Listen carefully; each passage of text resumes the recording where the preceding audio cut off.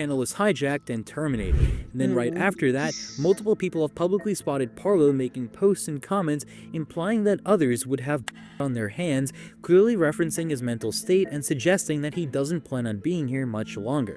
So in this video, I'm going to be going over the major updates along with the clarification I should have included in my last video. Please make sure to like the video, subscribe, and watch until Yes, the end, please and as subscribe always, to his comment your channel thoughts on also. this situation. He's Now for been some working on. clarification around He's been friends with Parlo for a while. He requires support also because I think he's known Parlo since 2022. I'm not sure. It was stated in his old video, but yeah. a week ago, two Google documents were released, one from Parlo and one from another YouTuber known as Internet Adjacent or Wolfgang. The problem with these documents is that both of them went into completely unnecessary graphic detail about their relationship and what they did in person. Parlo even talked about using a purple glitter magic wand he named Cinderella. Originally, Parlo wanted me to make a video defending him and helping his side, but after reading through everything, I realized I couldn't defend him through all of this. I've known Parlo for about 3 years now, and this situation legitimately changed how I see him as a person, and honestly, it sucks to say that. Even after this went public, I argued with him about it. I told him to keep everything private because it was very obvious that this would not end well for him. Instead of listening, he insulted me and acted like he was the real victim out of everyone involved. But the worst part of all this is the GoFundMe. Carl set up a fundraiser claiming it was for legal fees, food, and rent, and he told me the same thing privately. Then, just 1 week later, he spent over $1,400 on a plane ticket to hook up with Wolfgang for a freaky party. He then tried claiming that the GoFundMe money came in afterwards,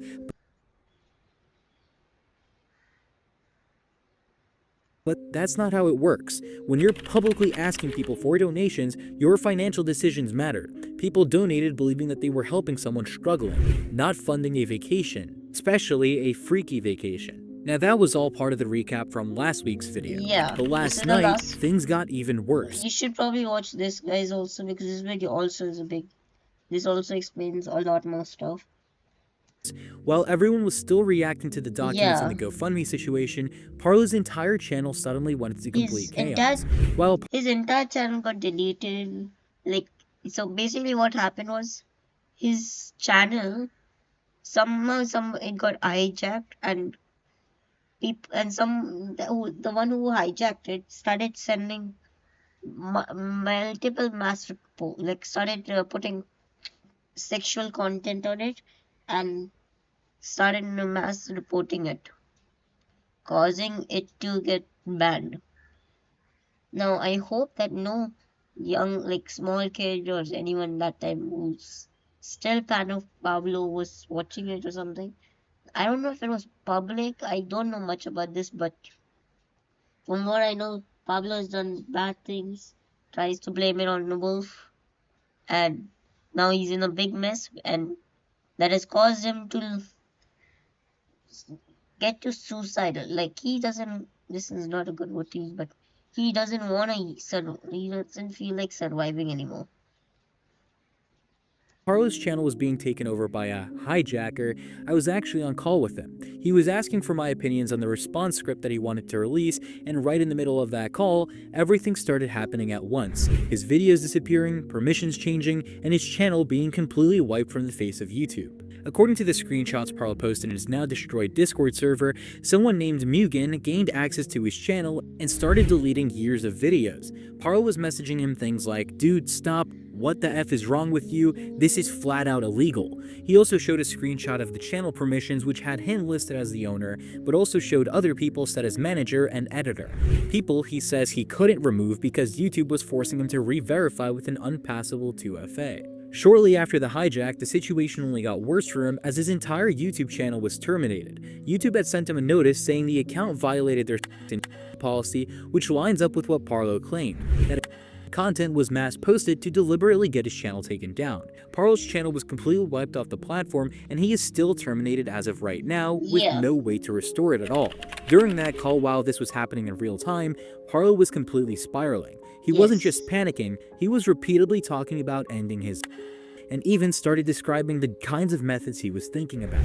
I'm not going to go into detail, but hearing him Okay, talk that's like that was good. genuinely disturbing and way beyond This anything I is genuinely expected from that call. disturbing. As And I want I to make understand something very clear. I'm how not this here to he frame Parlo as feels. an innocent victim. A lot of Yeah, what's happening to him is the direct result of his own decisions Parlo and his is not innocent, but still a type of victim. He's a guilty victim. Like what he's done is wrong, but now he's also becoming a victim from what is happening to him. Like he's not innocent. What for? But everything he has done, he's not innocent. But what is right now happening to him is just horrible. It's not. This is not okay, and people should not let this happen. Like people shouldn't do this to him. He may have done a lot of wrong deeds, but this is just flat out may cause him to pass away. And some if this happens, this will put a huge impact on the guy who did it and others who like me because I was a big fan of him until this entire drama happened and I found out that his entire channel was under investigation. own actions.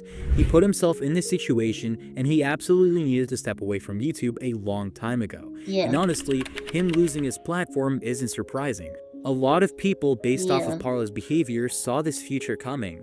But even with that yeah, said, though, this was the worst possible way for it to happen. yeah, Parlo had already told me that he planned to leave YouTube after releasing his public statement and taking accountability. but Instead he of didn't stepping even away get on his to. own terms, everything was ripped out from under him in the most chaotic and destructive way possible. And It seeing him hurts. I spiral the way see he now did it on that hurts. call shows just how dangerous that chaos has become. My call with Parlo ended shortly after that because he was Yeah, completely breaking down, and not long after that, he joined another creator's livestream, and what happened there honestly confirmed everything I'd already seen from him privately. On stream, Parlo started talking about how he lost everything, how both of his channels were basically done, and then he suddenly said that people will have a lot of on their hands because of this. The creator hosting the stream immediately panicked and shut the call down because of how extreme Parlo's comments yeah, were. Here's the clip so you can see exactly how the moment played out. alright. Oh, I Hello? lost everything. I mean, Hey. my channel's gone. You know that I'm on live right now, right? Yeah. Okay. Okay. Just making sure you're not gonna say anything crazy right now. What about your second channel? It's done. That's done as well. No, like, it's done. Like, not even the- thinking about that. It's done. You're gonna just move away from YouTube entirely. Yeah. Probably say just probably think I'm on not this. leaving anything. I'm not leaving anything. I was gonna make the response video, leave and come back. Now I've seen that that is impossible and can't say, but a lot of people have on their hands now, but yeah. What? Whoa, Um, whoa. Okay. I'm gonna have to say goodbye. I'll chat to you later. Okay, have a good one. Okay.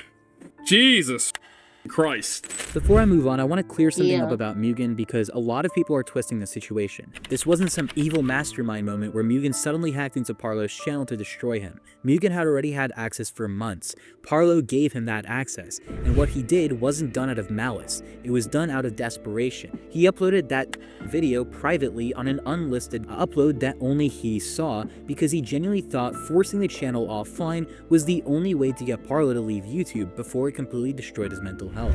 But now, people online are calling Mugen a poster, saying that he showed to minors, and even labeling him a even Green Lego Cats indirectly implied that in his latest video, and that's just not true. Mugen never posted anything publicly, never exposed anything to minors, and wasn't doing this to hurt Parlo. He was trying to stop him from spiraling, and based on how Parlo was acting when he was talking Okay, so I didn't know this that it was actually an unlisted video. So I mean that's good, but still, I understand he was trying to stop Parlo from spiraling. So he could have.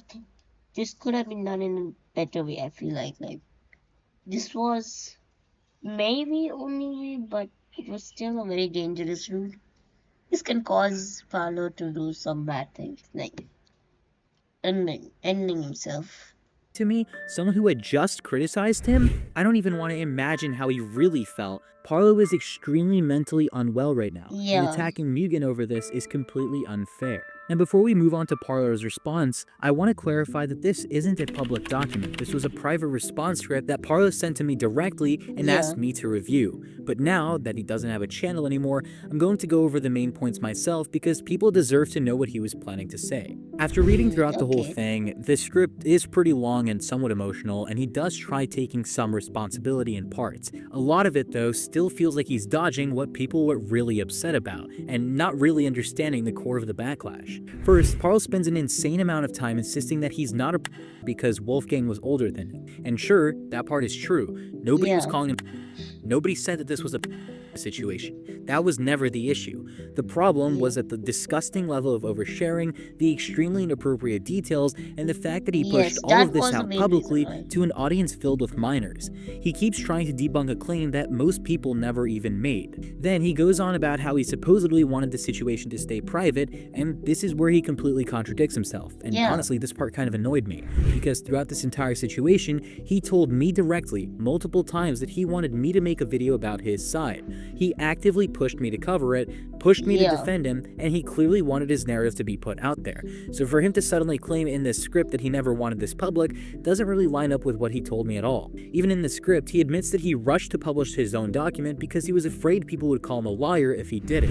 He admits he ignored people warning him not to publish anything, and even calls what he wrote gross, degenerate, and reputational self-destruction. I'd say he did a pretty good job criticizing himself, but immediately afterwards he starts making excuses again. The part where everything really starts to fall apart, though, is the GoFundMe explanation. This is where the entire script shows that he still doesn't fully understand what he did wrong. He claims he only intended to use the money for food and rent and whatever, and that it wasn't dishonesty, that it was negligence. Then he follows up with saying it wasn't a scam, but it was just a mistake, and then he tries to justify the $1,400 plane ticket, the $2,000 laptop, and the $800 phone by blaming stress, loneliness, and depression. But here's the thing, intent doesn't erase impact. Even he admits he acted recklessly. He admits that he broke people's trust. He admits his audience believed he was financially struggling.